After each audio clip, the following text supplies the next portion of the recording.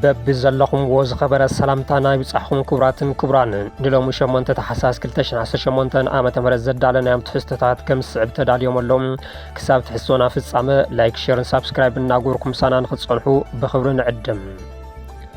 ጊዜያዊ ምምሕዳር ትግራይ ምስ መንግስቲ ፌደራል ክዘራረብ ኢሉ ንብረተሰብ ሃፍቲ ትግራይ ኣብ ሓጺር ግዜ ክሕረጅ ዝብል ስግኣት ተፈጢሩሎም።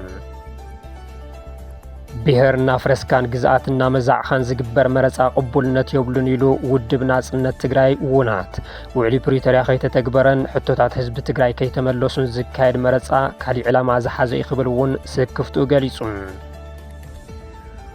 ጉዳይ ህልውና ህዝቢ ምዕራብ ትግራይን ተመዛበልትን ቅድሚ ዝኾነ ይኹን ፖለቲካዊ ኣጀንዳ ክስራዕ ይግባእ ኢሉ ጽላል ሲቪል ማሕበረሰብ ምዕራብ ትግራይ ኩሉ ትግራዋይ ኣብዚ ጉዳይ ንኽዓስልን ክቃለስን እውን ጻውዒት ኣቕሪቡ። ወረርቲ ሓይልታት ኣብታ በኹሪ ጽንተት ተጋሩ ዝፈጸሙላ ማይካድራ ዕጡቓት ኣመሪቖም። ወረርቲ ሓይልታት ኣምሓራ ግዝኣት ትግራይ ንሓዋሩ ንምህጋር ላዕልን ታሕትን ይብሉ ከም ዘለዉ እውን ተፈሊጦሎም። እዚ ከምዚ ኢሉ እንከሎ ኣብ ኬንዳ ዝርከቡ ተመዛበልቲ ሕዚ እውን ግዳይ ኣራዊት ምዃኖም ቀጺሎም ኣሎም። ኣብ ኢትዮጵያ ጉዳይ ነጻነት ሚድያ ኣብ ዘተሓሳስብ ብርኪ ምጽሑ ዓለም ለኸ ትካል ተሓላቒ ሰቆም ምስራት ተፍሊጡ። ኣብ ልዕሊ ትካል ዶቼ ቬለ ዝተወሰደ ስጉምቲ ናጽነት ፕረስ ኣብ ሓደጋ ምውዳቑ ዘጉልህ ኢልዎ ኣሎም። ምሳና እንተጸኒሕኩም ናዚኦምን ካልኦትን ትሕዝቶታት ክነስምዐኩም ኢና። ሰናይ ጻንሒት። ብሄርና ፍረስካን ግዝኣትና መንዛዕኻን ዝግበር መረፃ ቅቡልነት የብሉን ኢሉ ውድብ ናጽነት ትግራይ ውናት ውዕሊ ፕሪቶርያ ከይተተግበረን ሕቶታት ህዝቢ ትግራይ ከይተመለሱን ዝካየድ መረፃ ካሊእ ዕላማ ዝሓዘ ይኽብል እውን ስክፍቱ ገሊጹ። ውድብ ናጽነት ትግራይ ውናት ኣብ ዝሃቦ መግለጺ ካብ ዘልዕሎም ጉዳያት ሓደ ብዛዕባ መረፃ 2018 ዓ.ም እንትትከውን እቲ ዝግበር ዘሎ ምድላው መረፃ ሸርሒ ዝተመልኦ ኢልዎም። ሃገራዊ ቦርዲ መረፃ ኣብ ዝሓዚ እዋን ዝተሓዋወሰ ስልቲ ከም ዘለዎ ዝሓበሩ ኣቦ መንበርቲ ውድብ ዶክተር ደጀን መዝገቦም ናይዚ መርኣያ ድማ መረፃ ዝካየደሎምን ዘይካየደሎምን ብዝብል ብሰማያውን ቀይሕ ሕብርን ፈሊናዮም ዝበሃል ኣባሃላ ከም ዝሰምዑ ይገልጹ። በዚ እውን ኣብ ትሕቲ ጊዜያዊ ምምሕዳር እትርከብ ትግራይ ቀይሕ ወይ ከዓ መረፃ ዘይካየደላ ጌርካ ኣብ ትሕቲ ዘይሕጋውን ክፈርስ ዝግብኦን ምሕደራ ዘሎ ምዕራብ ትግራይ ሰማያዊ ብምግባር ነቲ ዘይሕጋዊ ስርዓት ብመረፃ ሕጋዊ ንምግባር ዝካየድ ዘሎም ውዲት ምዃኑ ኣብሪሆም። እዚ ድማ ብሄር ምፍራስ ግዝኣት ምምንዛዕ ህዝቢ ምምዝባል ስለዝኾነ ፍጹም ቅቡልነት ክህሉ ኣይኽእልን ዝበለውናት መንግስቲ ፌደራል ንውዕሊ ፕሪቶርያ ብምሉእነት ከተግብርን ዘይሕጋዊ ምሕደራታት ከፍርስን ከምኡውን ሓቋፋይ ምሕደራ ብምጥያሽ ክካየድ ዝግብኦ መረፃ እምበር በቲ ሕዚ ዝግበር ዘሎ ክያዱ ኣይኮነን ክኽየድ ዝግብኦ ክብል ተቃዊምዎም። መረፃ ምክያድ ብመትከልን ድልየትን ህዝቢ ትግራይ እንትረአ ከም ዘይቃወሞ ብምግላጽ እዚ ዝኾነሉ ምክንያት ድማ ህዝቢ ትግራይ ምእንተ መሰል ዓርሲ ውሳነ ወለደታት መስዋዕት እናኸፈሉ ዝመጽሉ ጉዳይ ስለዝኾነ ብምባል እዚ ግና ህዝቢ ተመዛቢሉ ኣብ ኬንዳታት ተደርብዩ ኣብ ዘለሉ ክካየድ ኣይግባእን ኢሉ ሕገ መንግስታዊ ወሰን ትግራይ ኣብ ዘይተመለሰሉን ዘይሕጋዊ ምሕደራታት በብበቱ ኣብ ዘለውሉን መረፃ ክንገብር ኢና ማለት ብሽም መረፃ ካሊእ ትርጉም ካሊእ ድልየትን ዕላማን ክህልዎ ዝኽእል እዩ ዝብል ስክፍታ ንኽሓድረና ዘገድድ ኢሎም ዶክተር ደጀን ድሕሪ ውዕሊ ፕሪቶርያ ትግራይ ኣብ ሓፂር እዋን መረፃ ንኽተካይድ ዘገድድ ኩነታት ከም ዝነበረ ይኹን እምበር ብውሽጣውን ደጋውን ምክንያታት ከይተኻየደ ጸኒሑ እዩ። ፈለማ ኣብ ዝተፈላለዩ ከባቢታት ዘለው ዘይሕጋዊ ምሕደራታት ክፈርሱ ይግብኦም ነይሩ። ብፍላይ ኣብ ምዕራብ ትግራይ ዝርከብ ከምኡውን ካብ ጫፍ ኣድያቦ ክሳብ ዛላምበሳ ኣብ ትሕቲ ወረርቲ ዝርከብ መሬት ትግራይ ክምለስ ነይሩዎም። ህዝቢ ድማ ካብ ከባቢኡ ርሒቑ ናብ መረበቱ ክምለስ ዘይኽእል ኣብ ኬንዳ ኮይኑ ክመርፅ ክግደድ የብሉን። እዚ ድማ መሰል መረፃ ጥራሕ እንተይኮነ ሰብኣዊ መሰሉ ምጥሓስ እዩ ዝኸውን ብምባል መረፃ ክካየድን ስርዓት ክትከል እንተደኣ ኮይኑ መሰረታዊ ሕቶታት ህዝቢ ትግራይ ክምለሱን ብሓፍሻ ድማ ስምምዕነት ፕሪቶርያ ብምሉእነት ክትግበር ይግባእ ክብሉ ኣስሚሮምሉ። መንግስቲ ፌደራል ንግዝኣት ትግራይ ቆራሪሱ ዝተዳኸመትን ዓቕሚ ዘይብላን ትግራይ ንምፍጣር ካብኡ ሓሊፉ ድማ ንሕገ መንግስቲ ብምጥሓስ ግዝኣት ትግራይ ንምምንጣል ዝኸዶ ዘሎ ሓደገኛ ኣካይዳ ብመረፃ ሕጋውነት ንምልባስ ይፍትን ከም ዘሎ ይግለጽ። ነዚ ዝተረድአ ውናት ውዕሊ ፕሪቶርያ ከይተፈጸመን ግዝኣት ትግራይ ከይተመለሰን ዝካየድ መረፃ ካሊእ ሕቡዕ ዕላማ ዘለዎ እዩ እንትብል ኣብ ዝሓለፈ ኣብዚ ጉዳይ መግለፂ ዘውፅአ ህወሓት ግና ኣደ ዘይሳተፈሉ መረፃ ኣብ ትግራይ ኣይካየድን ምባሉ ዝዝከር እዩ። ኣብ ኣዲስ ኣበባ ዓሪዱ መፈጸሚ ስርዓት ብልጽግና ከም ዝኾነ ዝንገረሉ ውድብ ስምረት ድማ ኣብዚ ሰሙን ኣብ ዘካየዶ ፈላማይ ኣኼባ ቤት ምኽሪ ኣብ ትግራይ መረፃ ንክካየድ ይደፍእ ከም ዘሎን ንሱ ድማ ከም ዝሳተፍን ምግላጹ ዝዝከር እዩ። መረፃ ምክያድን ኣብ መረፃ ምስታፍን ዲሞክራሲያዊ መሰል እምበር ግቡእ ከም ዘይኮነን ኣብ መረፃ ዝሳተፍ ህዝቢ ድማ ዝተረጋግዐ መነባብሮ ዝወነነ ክኸውን ከም ዘለዎ ዓለም ለኸ ኣዋጅ ሰብኣዊ መሰላት ምዃኑ ዝፍለጥ እዩ። ይኹን እምበር መንግስቲ ፌደራል ነዚ ኩነታት ከየመቻቸወን ንሕገ መንግስቲ ብዕልና ጣሓሰን ዘካየዶ መረፃ ካሊእ ጥሕሰት ሕጊ ምዃኑ ምሁራት እናገለጹ ይርከቡ። ጊዜያዊ ምምሕዳር ትግራይ ምስ መንግስቲ ፌደራል ክዘራረብ ኢሉ ንብረት ሰብ ሃፍቲ ትግራይ ኣብ ሓፂር ግዜ ክሕረጅ ይኽእል እዩ ዝብል ስግኣት ድማ ፈጢሩ ኣሎ። ፀገም ማሕበረሰብ ንግዲ ትግራይ ንምፍታሕ ምስ መንግስቲ ፌደራል ከም ዝዝቲ ጊዜያዊ ምምሕዳር ትግራይ ቃል ኣትዩ ኣሎ። ብሰንኪ ወለድ ዝተኣከበ ውዝፍ ዕዳ ንብረት ሰብ ሃፍቲ ትግራይ ናብ ሓራጅ ከይወፅእ ምስ መንግስቲ ፌደራል ብምርዳእ ከም ዝሰርሕ ምክትል ፕረዚደንት ጊዜያዊ ምምሕዳር ትግራይ ኣይተ ኣማኒኤል ኣሰፋ ገሊፆም። ኣይተ ኣማኒኤል ኣብ ዙርያ ልቃሕ ባንክን ዝተመሓየሸ ኣዋጅ ኣታዊ ግብሪ 1395 እዝባር 2017 ኣመልኪቱ ብኣብያተ ምኽሪ ዘፈር ማሕበራትን ዘፈር ንግድን ኣብ ዝተዳለወ መድረኽ ሰብ ሃፍቲ ካብ ባንኪ ዝተለቅሕዎ ልቃሕ ምስ ወለዶ ንክኸፍሉ ብብሄራዊ ባንኪ ዝተዋህቦም ግዜ እፎይታ 18 ኣዋርሒ ይዛዘም ብምህላው ነጋደኹን ጉዳይና ዝብል ስግኣት ከም ዝሓደሮም ኣብቲ መድረኽ ኣልዒሎም እዮም። እቲ ፀገም ንምፍታሕ ናይ ቀረባ መዓልትታት ጊዜያዊ መፍትሒ ንክግበርን ብዘላቅነት ንምፍታሕ ዘኽእል ኩነታት ንምምችቻውን ምስ መንግስቲ ፌደራል ቀጻልነት ዘለዎ ዘተ ክካየድ ምዃኑ ተሓቢሩ ኣሎ። ነጋዶ ካብ ተሓሳቢ ግብሪ 2.5 ሚእታዊ ንክኸፍሉ ዘገድድ ብመንግስቲ ፌደራል ዝወፀ ዝተመሓየሸ ኣዋጅ ኣታዊ ግብሪ 1395 እዝባር 2017 ኣመልኪቱ ብተሳተፍቲ እቲ መድረኽ ቅሬታ ቀሪቡ እዩ። ግብሪ ንመንግስቲ ፌደራል ዝኸፍሉ ነጋዶ ትግራይ በቲ ኣዋጅ ክመሓደሩ ግድን ዋላ እንትኾነ ብሰንኪ ኩናት ዝበፅሓ ሃሰያ ኣብ ግምት ዘእተዎ መፍትሒ ክረኽቡ ነዚ እውን ምስ መንግስቲ ፌደራል ምርዳእ ክግበር ምዃኑ ኣይተ ኣማኒኤል ገሊፆም። ንድሕሪት ተመሊሱ ካብ 2011 ዓመተ ምህረት ንክትከፍል ዘገድድ ብክልል ዝተተግበረ ደንቢ 19 እዝባር 2017 መዘጋጀብየታዊ እቶት ተወሳኺ ፀገም ነጋዳይ ማሕበረሰብ ብምባል በቶም ተሳተፍቲ ዝለዓል ሕቶ ናይ ኣተገባብራ ፀገም ምዃኑ ኣረዲኦም።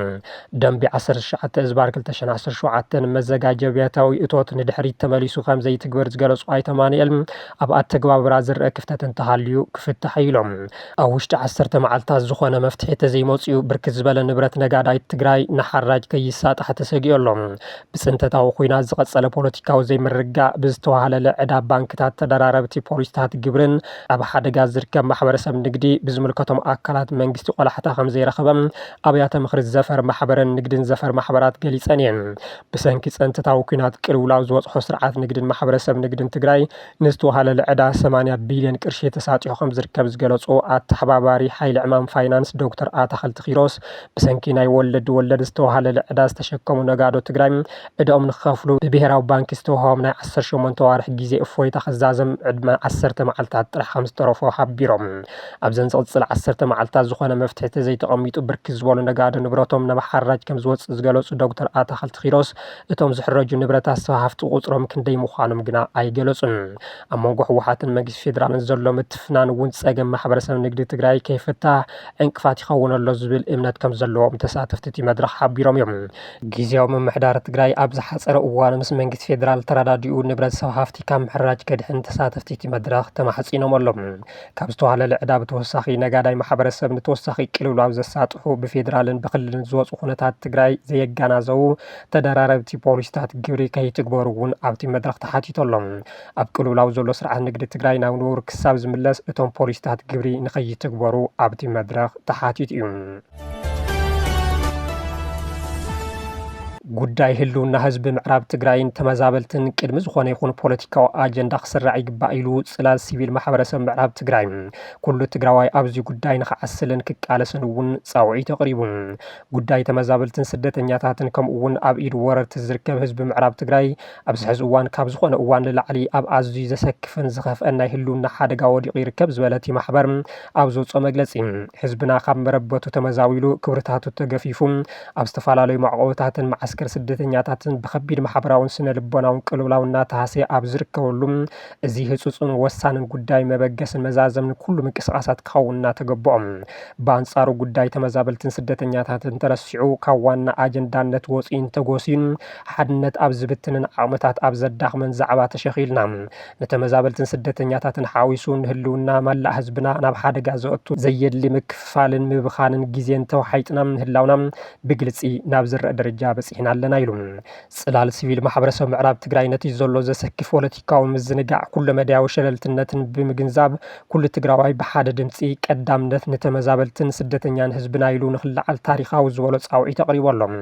ፖለቲካዊ ውድባት ትግራይ ኣብ ዘካይድዎ ዝኾነ ይኹን ፖለቲካዊ ምንቅስቓስ ህዝባዊ ኣኼባታት ይኹን መግለጽታት ጉዳይ ተመዛበልትን ስደተኛታትን ምዕራብ ትግራይ ከም ተወሳኺ ወይ ካልኣይ ደረጃ ዘይኮነስ ከም መበገስን መዛዘምን ቀንዲ ኣጀንዳ ገይሮም ንኽሰርሑሉን ፖለቲካዊ መደባቶም ህልውና ህዝቢ ብዘረጋግጽ መልክዑ ክቃነን ካብ ውሽጣዊ ይኹን ግዳማዊ ፖለቲካዊ ረብሓታቶም ንላዕሊ ህይወት እዚ ህውፅእ ህዝቢ ቀዳምነት ንኽቡ ታሪኻዊ ግብኦም ንኽዋፅኡን እውን ብትሪ ፀዊዖሎም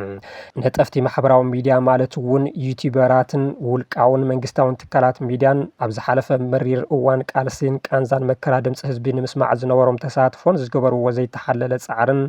ዝነኣድን ታሪክ ዘይርስዑን ዝበለቲ ማሕበር ኩነታት ህዝቢ ትግራይ ካብቲ ዝነበሮ ንላዕሊ ኣሰካፍን ህጹጽን ምላሽ ዝጠሊ ምዃኑ ብምግንዛብ ነቲ ወሳነን ዓብይን ናይ ሚድያ ዓቕሚ ናብቲ ዝያዳ ሓገዝን ድምፅን ዘልዮ ብፀሓይን ዝናብን በልዩ ዝወድቕ ዘሎም ንጹህ ወገን ሙሉእ ዓቕሞም ንኸዝርዎን ዓለም ንቃንዛ ህዝቢ ትግራይ ክትሰምዕን ዝምልከቶም ኩሎም መንግስታዊ ኣካላት ብትሪ ክሓቱን ፍታሕ ከምፁን ንምግባር ሓያል ፃዕርን ድምፂ ውፅዓት ንክኾኑን ብዕቱ ፀዊዑ ከምኡ እውን ሲቪል ጽላል ማሕበረሰብ ምዕራብ ትግራይ ንማሕበረሰብ ዲያስፖራን ሲቪል ማሕበራትን እውን ፃውዒት ዘቕረበ ኮይኑ ኣብ መላእ ዓለም ዝርከቡ ደለይቲ ፍትሒ ማሕበራት ተጋሩን ዲያስፖራን ክሳብ ሕዚ ኣብ ዝነበሩ ቃልስታት ኣብ ጎኒ ህዝቦም ደው ብምባል ኣብ ዓለም ለኻዊ መድረኻት ንዝገበርዎ ቃልስን ንዘስምዕዎ ድምፅን ብምምስጋን ይኹን እምበር ሕዚ እውን ተመዛበልትን ስደተኛን ከምኡ እውን ኣብ ኢድ ወራሪ ዘሎ ህዝቢ ስቃዩ ኣየብቅዕን ብኣንጻሩ እኳ ደኣ ኣብ ዝኸፍአን ህይወት ኣብ ዘስእንን ከቢድ ሓደጋ ይርከበሎ እዩ ስለዚ ከምቲ ማሊ ሎሚ እውን ካብቲ ዝሓለፈ ብዝበለፀ ዓቕሞም ብምጥቃም ንማሕበረሰብ ዓለም ንለገስቲ ትካላትን ተሟጎቲ ሰብኣዊ መሰላትን ብምቕራብ ጽኑዕ ፖለቲካውን ዲፕሎማስያውን ቃልሲ ከካይዱ ይግባእ ክብል ተማሕፂኑ ኣሎ ድምፂ ዝውፅእ ህዝቢ ኣብ ዓለም ተደጋጊሙ ክስማዕ ብምግባር ብፖለቲካዊ ፅዕንቶ ይኹን ብፋይናንስ ማተርያልን ነቲ ተመዛበሊ ንክሕግዙን ካብ ሓደጋ ከድሕኑን ከም ትካል ፀዊዑ ኣብ ልዕሊ ተመዛበልትን ስደተኛታትን ኣጋጢሙ ዘሎ ከቢድ ሓደጋ ንምግታእ ዝግበር ቃልሲ ውፅኢታዊ ዝኸውን ሓድነትና ስጢምና ኢድ ንኢድ ተተሓሒዝና ምስ እንሰርሕ ጥራሕ እዩ ዝበለ ጽላል ሲቪል ማሕበረሰብ ምዕራብ ትግራይ ኩለኹም ፖለቲካዊ ውድባት ትካላት ሚድያ ኣባላት ዲያስፖራን መላእ ህዝብናን ምስ ጽላል ሲቪል ማሕበረሰብ ትግራይ ዘለኩም ምትእስሳር ብምጥንኻር ኣባይታ ዘሎ ጭቡጥ ሓቂ መሰረት ዝገበረ ሓበራዊ ስትራቴጂ ብምሕንፃፅን ብምውዳድን ግብራዊ ስራሕ ክትሰርሑን ጉዳይ ተመዛበልትን ስደተኛታትን ወገናትና ናይ ኩሉ ትግራዋይን መላእ ዓለምን ሓበራዊ ዛዕባን ሕቶ ህልውና ንምዃኑ ኣሚንና ኣብ ሓፂር ግዜ ዘላቒ መፍትሒ ክረክብ ኩለና ብልቢ ክንረባረብ ሓዚ እውን ደጊምና ፃውዒትና ነቕርብ ኢሎም ወረርቲ ሓይልታት ኣብታ ብኹሪ ጽንተት ተጋሩ ዝፈጸሙላ ማይካድራ ዕጡዋት ኣመሪቖም ወረርቲ ሓይልታት ኣምሓራ ግዝኣት ትግራይ ናሓዋሩ ንምህጋር ላዕልን ታሕትን ይብሉ ከም ዘለዉ እውን ተፈሊጦሎም 24 ጥቅምቲ 2013 ዓ.ም መንግስቲ ፌደራል ኣብ ልዕሊ ትግራይ ወራር ጆኖሳይድ እንትፍጽም ብምዕራብ ትግራይ ተሓዚሉ ዝኣተወ ተስፋሕፋሕ ሓይሊ ኣብ ዝተፈላለየ ከተማታትን ገጠራትን ህዝቢ እናጨፍጨፈ እኳ ይኣቱ እንተነበረ ብፍላይ ኣብ ማይካድራ ግና መስካሕክሒ ገበን ይፈጺሙ ቆልዓ እንተይበለ ዓብዪ ብኣልማሚት ተጋሩ ብመንነቶም ንክጨፍጨፉ ዝገበሩ እቶም ወረርቲ ሓይልታት ተመሊሶም ቃንዛን ሓዘንን ተጋሩ መንጢሎም ብዝነበሮም ልዕልና ተጠቂሞም ኣምሓሩ ተጨፍጭፎም ዝብል ጉጉይ ሓቲት ፈጢሮም እዮም ሕዚ ድማ ዳግም ንሓዘኑ ሽንጣር ዝቁስቁስ ተግባር ይፍጽሙ ኣለዉ ትማሊ 7 ታሕሳስ 2018 ዓ.ም ኣብ ከተማ ማይካድራ እቲ ምስ ዕጡቃት ኮይኑን ህዝቢ ትግራይ ዝጨፍጨፈን ነበርቲ ኣብ መዛዊሉ ዝሰፈረን ሓይሊ ዳግም ንተጋሩ እናድመየ ንክነብር ዕጥቂ ኣዕጢቆም ኣለዉ እዚ ብእኒ ኮሎኔል ደመቀ ዘውዱ መሪሕነት ገበን ዝፈጸመን ዝፍጽም ዘሎን ሓይሊ በቲ ሕሉፍ ከይተጣዓሰ ሕዚ እውን ኩሉ ወልቃየታይ ከም እስራኤላውያን ክዕጠቕ ኣለዎ ብምባል ብዘይ ምቁራጽ የሰልጥንዎን ይዕጥቕዎን ኣለዉ እቲ ብመንግስቲ ፌደራል ስፖንሰርነት ብእኒ ደመቀ ዘውዱ ፊት ኣውራሪነት ዋርድያ ተከዘ ዝብል ስያሜ ተዋሂቦ ዝስልጥን ዝዕጠቕን ዘሎ ሓይሊ ቀንዲ ዕላምኡ ካብ መረቦቱ ዘፈናቐልዎ ትግራዋይ ካብ ተከዘ ንኸይሸግር ንምግባርን ኣብ ትሕቲኦም ዝነብር ድማ ርእሱ ኣድኒኑ ንኽነብርን ንምግባር እዩ መንግስቲ ፌደራል ብመሰረት ውዕሊ ፕሪቶርያ ንመሬት ትግራይ ወሪሩ ሒዙ ዝርከብ ሓይሊ ንኽወፅእ ዘግደድ እኳ እንተኾነ በአንጻሩ ነቲ ውዕልን ሕገ መንግስትን ብምጥሓስ የሰልጥኖምን ይዕጥቆሙን ኣሎም። እዚ ድማ ኣሸንኳይዶ ዝተመዛበለ ንኽምለስስ እቲ እንተንቢሮም ንኽነብር እንተጥፊኦም ንኽጠፊ ኢሉ ኣብ ትሕቲኦም ዝርከብ ትግራዋይ እውን ቀጻልነቱ ዘተሓታትት ከም ዝኾነ ይግለጽ። ካብ ህወሓት ወፂኦም ምስ ብልጽግና ብምዃን ተመዛበልቲ ክምልስ እየ ብምባል ምንቅስቓስ ጀሚሮም ዝነበሩ ኣይተ ጌታቸው ረዳ ሕዚ ኣብ ማይ ዝኣተወት ኣንጭዋ ኮይኖም ተሪፎም ኣለው። ንዝፈሓሶ ውዲት ንምትግባር ኣይተ ጌታቸው ንኽንቀሳቐስዎ ዝገበሮም ብልጽግና ሕዚ ምስቶም ገበቲ ሓይልታት ኣብ ቃላት ውርወራ ኣሳጢሑ ኣብ ምዕራብ ትግራይ ሕገ መንግስታዊ መረፃ ንምክያድ ኣብ ምሽብሻብ ይርከብ። ብልጽግና ቆርበቱ ከም ነፋሓይቱ ከም ዝቀያይር ረሲዖም ዝበሎም ሰሚዖም እቲ ኣብ ምዕራብ ትግራይ ዘሎ ዘይሕጋዊ ምሕደራ ንኽፈርስ ኢና ምስ ፌደራል መንግስቲ ተስማዕሚዕና ብምባል ዝተዛረቡ ጌታቸው ቀደም እውን ክሕደት ዝዓበየሉ እዩ ኣብ ሑመራ የምስል ኣብ ኣዲስ ኣበባ ይክሕድ ብምባል ብእናኣሸተ ደሙለው ኣብ ኣደባባይ ንኽዝለፉ ባይታ አንፂፍሎም እዩ። ኣይተ ጌታቸው ናብ ምዕራብ ትግራይ ዘምርሕሉ ዕድል እውን ካብ ገዲም ዝፀበበ እዩ ዝመስል። ጉዳይ ተመዛበልቲ ድማ 1-2 እናበለ 5 ዓመታት ተቆፂሮም ናብ 6 ዓመቶም የምርሑ ኣለው። ኣብ ዝተቃደደ ከይንዳ ብቁርን ፀሓይን ብኣራዊትን ይሳቀዩ ይሞቱን ኣለው። ብሰላሕታ ድማ ይፀንቱ ኣለው። ኣብ ከተማ መቐለ ዝርከቡ ተመዛበልቲ ሕዚ እውን ብኣዛብ ኣብ ከቢድ ስግኣት ኣለው። ናብ ሎሚ 8 ታሕሳስ 2018 ዓመተ ምህረት ዘውግሕ ለይቲ ኣብ ከተማ መቐለ ናብ ዝርከብ ማእኸል መዕቆቢ ተመዛበልቲ 70 ካሬ ዝኣተወ ዝብኢ ኣብቲ ማእኸል ኬንዳ እናሃሎ ብህዝቢ ዋላ እኳ እንተተቐተለ ሕዚ እውን ግና ህፃናት ደቂ ኣንስትዮን ዓበይቲ ወለዲ ኣረጋውያንን ኣብ ከቢድ ስግኣትን ስነ ልቦናዊ ሃስያን ወዲቆም ይርከቡ። ቅድሚ ሕዚ ኣዛብ ናብቲ ማእኸል መዕቆቢ ኣትዮም 2 ህፃውንቲ ብምንካስ እቲ ሓደ ህፃን ሽዑ በቲ ዝብኢ ተወሊዑ ዝሞተ እንትትከውን እታ ካልአይቲ ህፃን ድማ ምሕኩልታን እግራን ተነኺሳ ንስለ ሂወታ ከም ዝድሓነት ይዝከር። ማእኸል መዕቆቢ 70 ካሬ ሓፁር ብዘይምህላው ተደጋጋሚ ኣዛብ እናኣተው ኣብ ልዕሊ ተመዛበልቲ ጉድኣት የውፅሑ ብምህላው ዘመልከቱ ኣካላት ብፅሑል እናኽብሉ ድማ እቶም ተመዛበልቲ ይምሕፀኑ ኣለው። እንኮ ዘላቒ መፍትሒ ድማ ብመሰረት ውዕሊ ፕሪቶርያ ናብ መረቦቶም ምምላስ ከም ዝኾነ ይምሕፀኑ ኣለው። ሰማዕ ግና የለን። ኣብ ኢትዮጵያ ጉዳይ ነጻነት ሚድያ ኣብ ዘተሓሳስብ ብርኪ ምውፅሑ ዓለም ለኸ ትካል ተሓላቒ ሰብኣዊ መሰላት ኣፍሊጡ። ኣብ ልዕሊ ትካል ዶቸ ቨለ ዝተወሰደ ስጉምቲ ነጻነት ፕረስ ኢትዮጵያ ኣብ ሓደጋ ምውዳቑ ዘጉልህ ኢልዎ ኣሎ። ድምፂ ጀርመን ዝኾነ ሚድያ ዶቸ ቨለ 3 ታሕሳስ 2018 ዓ.ም ኣብ ዘውፅኦ መግለፂ በዓል መዚ ብሮድካስት ኢትዮጵያ ንክልተ ጋዜጠኛታቱ ንሓዋሩ ካብ ስራሕ ከም ዝኣገደ ዘመልክት እዩ። ኣብ ውሽጢ ሃገር ንዝንቀሳቐሱ ማዕኸናት ዜና ናይ ምእጋር ስልጣን ዘለዎ መንግስታዊ ትካል በዓል መዚ ብሮድካስት ኢትዮጵያ 14 ጥቅምቲ ኣብ ኢትዮጵያ ኣብ ልዕሊ ዝነበሩ 7 ወኪላቱ ካብ ስራሕ ከም ዝኣገዶም ዝዝከር ኮይኑ ይኹን እምበር ድሕሪ ሰሙን ናይቶም 5 እግድ ብምልዓል ኣብተን ብኩናት ዝተሃስያ ክልላት ኣምሓራን ትግራይን ዝሽፍኑ ዝነበሩ 2 ጋዜጠኛታት ግና ቀጻሊ ሕጊ ኢትዮጵያን ሞያዊ ስነ ምግባርን ዘይምኽባር ብምባል ንሓዋሩ ካብ ስራሕ ከልኪልዎም እዩ። እቲ በዓል መዚ ነቲ እግድ ኣመልኪቱ ንዶቸ ቨለ ኣብ ዝለኣኸ ደብዳቤ ፍሉይ ኣብነታት ጥሕሰት እንከይሃበ ንሕግታት ሚድያን ጽልኢ ዘረባን እቲ ሃገር ዝጥሕስ ተግባር ፈጺሞም ዝብል ጥራሕ ከም ዝረቑሖ ተፈሊጡ እዩ። እገዳ ናይዞም ጋዜጠኛታት መንግስቲ ኢትዮጵያ ንነፃ ምርመራን ምሕሳብን ዘለዎ ጽልኢ ዘንጸባርቕ ዝበለ ዓለም ለኸ ትካል ተሓላቒ ሰብኣዊ መሰላት ሂዩማን ራይትስ ዎች ኢትዮጵያውያን ጋዜጠኛታት ንዓመታት ንኹነታት ስራሕ ፍርሒ ዝመልኦ ኩነታት ከም ዝሓልፉን ሰበስልጣን ብዛዕባ ምግሃስ መሰላት ወይ ነቐፌታዊ ዛንታታት ጸብጻብ ብምሃብ ብስሩዕ የፈራርሕዎም ይኣስርዎምን ይብል። ሕዚ ብዓሰርተታት ዝቑፀሩ ኣብ ስደት ይነብሩ ኣለው ኢሎም። ኣብ ዝሓለፉ 5 ወርሒ ጥራሕ ፖሊስ ብውሕዱ 6 ኢትዮጵያውያን ጋዜጠኛታት ኣብ ቀይዲ ከም ዘእትወን ገሊኦም ብዘይ ክሲ ይኹን ፍርዲ ንነዊሕ እዋን ኣብ ቀይዲ ከም ዝጸንሑን እውን ይፍለጥ እዩ። ኣብ ወርሒ ሚያዝያ መንግስቲ ኣብ ልዕሊ በዓል መዚ መራኸብቲ ሓፋሽ ኢትዮጵያ ፍጹም ቁፅር ዝዓብለሎም ማዕኸናት ዜናን ጋዜጠኛታትን ናይ ምቁፅጻር ስልጣን ዝሃቦ ሕገ ሚድያ ለውጢ ሕጊ ብምግባር እዚ ድማ ነጻነት ሓሰብካ ምግላጽ ዝወፁ ዞባውን ኣህጉራውን ሕግታት ዝጥሕስ ኢልዎ ኣሎ። ኣብ ክልላት ኣምሓራን ኦሮምያን ዝካየድ ዘሎ ዕጥቃዊ ቃልስታት ኣብ መንጎ ፌደራል መንግስትን ሰበስልጣን ትግራይን ከምኡ እውን ምስ ጎረቤት ሃገር ኤርትራን ናዕበየ ዝኸይድ ዘሎ ጽልኢ ከምኡ እውን ኣብ ወርሒ ጉንበት 2018 ዓ.ም ክካየድ ተሓሲቡ ዘሎ መረፃ እቲ ስርዓት ነቐፌታ ንኸይወፅሕ ብምሕሳብን ጋዜጠኛታት ነፃ ጸብጻብ ንኸየቕርቡን ቀየድቲ ሕግታት ብምጽዳቕን ሰብ ሞያ ብምንግልታዕን ነፃ ፕረስ ኣብ ሓደጋ ኣውዲቕዎ ይርከብ ክብል ወቒሱ። ጀነራል አልቡርሃን ምስ ሓደ ላዕለዋይ በዓል ስልጣን ኣሜሪካ ብሕው ዘትዮም ተባሂሉ እቲ ዘተ ብዛዕባ ተኽሲ ደቡብ ምባል ሱዳን ዝጠመተ ከም ዝኾነ እውን ተሓቢሩ ኣሎ። ሓላፊ ሰራዊት ሱዳን ጀነራል አብዱልፈታህ አልቡርሃን ምስ ፍሉይ ኣማኻሪ ጉዳያት ኣፍሪካ ፕረዚደንት ኣሜሪካ ማሳድ ቦሎስ ኣብ ስዑድ ዓረብ ሪያድ ዕፁ ኣኼባ ብምክያድ ኣብታ ብኩናት ዝተሃሰየት ሃገር ዝርአ ዘሎ ምዕባለታትን ሰብኣዊ ዕርቂ ክግበር ዝተተለመ ሓሳብን ከም ዝዘተዩ ዲፕሎማስያዊ ፍልፍላት ሓቢሮም እቲ ኣብ መንጎ ክልቲኦም መራሕቲ ንሳልሳይ ግዜ ከም ዝኾነ ዝተገለጸሉ ርክብ እዋናዊ ምዕባለታትን ሳዕቤናትን ህልው ኩናት ሱዳን ኣብ ምግምጋም ከምኡ እውን ፀጥታን ምርግጋእን ንምዕዋዝ ዝግበር ዲፕሎማስያዊ ጻዕርታት ዘተኮረ እዩ ተባሂሉ።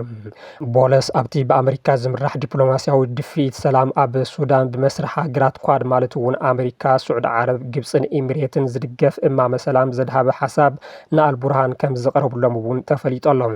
እቲ እማመ ሰላም ብናይ 3 ዋርሕ ሰብኣዊ ዕርቂ ዝጅምር ፍኖተ ካርታ ዝሓዘ ኮይኑ ጀነራል አልቡርሃን ግና ኣብ መወዳእታ ወርሒ ሕዳር ብግልፂ ነፂጎምዎ ነይሮም እዮም። አልቡርሃን ብሶኒ ናብ ሪያድ ብምምራሕ ምስ ልኡል ስዑድ ዓረብ መሐመድ ቢን ሳልማን ዘተዘካየዱ ኮይኖም ሚኒስትር ጉዳያት ወፃኢ ሱዳን ንፃዕርታት ስዑድ ዓረብን ተሳትፎ ኣሜሪካን ኣብ ምርጋፅ ሰላም መወሳ ንምግላፅ ምዃኑ ኣፍሊጦም እዮም። ኣብ መንጎ አልቡርሃንን ቦለስን ዝተኻየደ ርክብ ነተን ኣብ መንጎ እቲ ጎነፅ ከቢድ ሰብኣዊ ቅልውላው ዘጋጥመን ዘለዋ ዞባታት ዳርፉርን ኮርዳፋን ሰብኣዊ ሓገዝ ንምብፃሕ ዝሕግዙ ሜላታት ዘመልክት ከም ዝነበረ እውን ተሓቢሩ ኣሎ። ፀብፃባት ከም ዘመልክትዎ ሓይልታት ቅልጡፍ ደገፍ ንዓበይቲ ከተማታት እናተቆፃፀረን ናዋርሕ ዝኣክል መእተዊ መስመራት እናዓፅወን ካብ ሕቡራት ሃገራትን ሕብረት ኣውሮፓን ዝመፅእ ሓገዝ ናብተን ዞባታት ንኸየብፅሕ ብምግባር ጥምየት ከም መሳርሒ ኩናት ይጥቀመሉ ከም ዘሎ ይግለጽ። በዚ እውን ኣብ መንጎ ተፀባእቲ ሓይልታት ናይ 3 ዋርሕ ተኽሲ ጠጠው ብምባል ናብ ግዳያት ሰብኣዊ ሓገዝ ምብፃሕ እቲ ፈላማይ ኣጀንዳ ሃገራት ኳድ እዩ። ቦለስ ምስ ሓላፊ ሰራዊት ሱዳን አልቡርሃን ዝገበርዎ ዝርብ ስዒቡ ምስ ሚኒስትር ምክልኻል ስዑድ ዓረብ ልኡል ካሊድ ቢን ሳልማን ቢን አብዱል አዚዝ በተናጸል ከም ዝተራኸቡ ዝተገለጸ ኮይኑ ማዕኸን ዜና ፕረስ ስዑድ ዓረብ ከም ዝጸብጸዎ ድማ ዘካየድዎ ዘባዊ ምዕባለታት ሰላምን ምርጋጽ ዝግበር ጻዕርታት ከምኡ እውን ዋሽንግተንን ሪያድን ኣብ ጉዳይ ኩናት ሱዳን ዝተዋደደ ዲፕሎማስያዊ ጻዕርታት ንምጉላህ ዝዓለመ ከም ዝኾነ ዝሕብር እዩ። 3 ዓመታት ንኽመልኦ 4 ዋርሒ ዝተረፈ ኩናት ሱዳን ሕድሕድ እንተይኮነስ ናይ ውክልና ኩናት እዩ ብምባል ብጀነራል አልቡርሃን ዝምራሕ መንግስቲ ሱዳን ይኸስስ። ናይዚ ቀንዲ ተዋሳኢት ድማ ሕቡራት ዓረብ ኤሚሬትስ ትትከውን ብጀነራል መሐመድ ሐምዳን ዳጋሎ ዝምራሕ ዕጡቕ ሓይሊ ክሳብ ድሮናት እናዓጠቐቱ ከም ትርከብ ይግለጽ። ከም ኢትዮጵያ፣ ሊብያ፣ ቻድን ኬንያን ድማ ካልኦት ብኤሚሬትስ እናተደፍኣ ንመሐመድ ዳጋሎ ሓገዝ ዝህባ ሃገራት ከም ዝኾና መረዳእታታት የመልክቱ። ብኣንጻሩ ኤርትራ፣ ግብፅን ስዑድ ዓረብን ኣብ ጎኒ ጀነራል አልቡርሃን ዝተሰለፉ ሃገራት እንትኾና ክልተ ሓራም ዝንትበኣሱ ትሳዕሪ ይህሰ ከም ዝበሃል ግና ክልቲኦም ጀነራላት ዘረያት ዓዲሞም ነንባዕሎም ትበኣሱ ዝያዳ ዝህሰ ዘሎ ግና ህዝቢ ሱዳን እዩ። መረዳእታታት ዓለም ለኸ ሰብኣዊ ትካላት ከም ዘመልክትዎ ኣብዚ ሕዚ እዋን ኣብ ሱዳን እቲ ዝኸፍአ ሰብኣዊ ቅልውላው ኣጋጢሙ ይርከብ። ብኣሽሓት እንትሞቱ ሚልዮናት ድማ ካብ መረበቶም ተመዛቢሎም ተሰዲዶምን ሰኣን ሰብኣዊ ሓገዝ ይረግፉ ከም ዘለዉ ይግለጽ። ከምኡ እውን ኣብ ዳርፉር በቲ ዕጡቕ ሓይሊ ገበን ጆኖሳይድ ከም ዝተፈጸመ መረዳእታታት ይሕብሩ።